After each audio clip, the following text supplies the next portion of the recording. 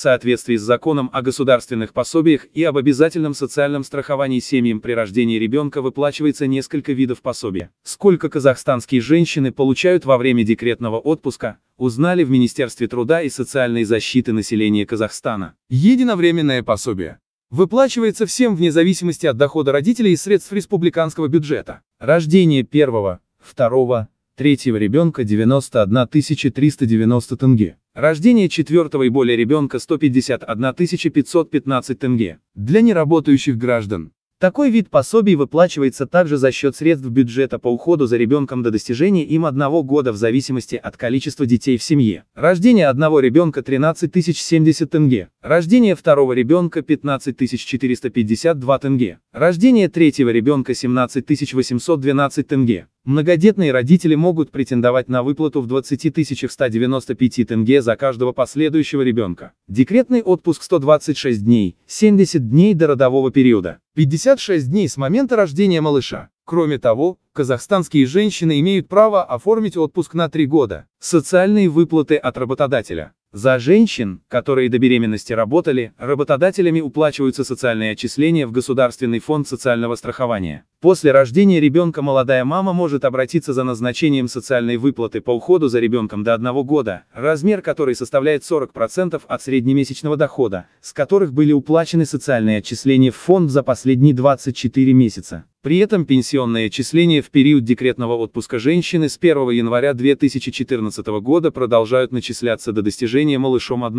года. Как получить пособие? Для получения положенных выплат молодой матери необходимо в течение 12 месяцев со дня рождения ребенка подать заявление и документы в ЦОН по месту жительства или через веб-портал egov.kz. Сколько получают в декрете?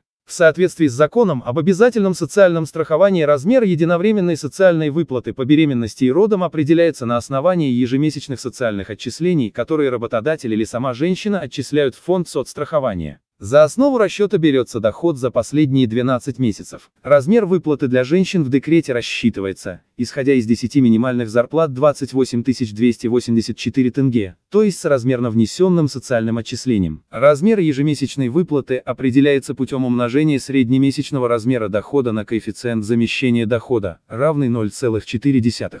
При этом максимальный размер выплаты не может превысить 40% от 10 минимальных заработных плат 113 136 тенге, а минимальный размер социальной выплаты не менее размера ежемесячного государственного пособия по уходу за ребенком по достижении им возраста 1 года.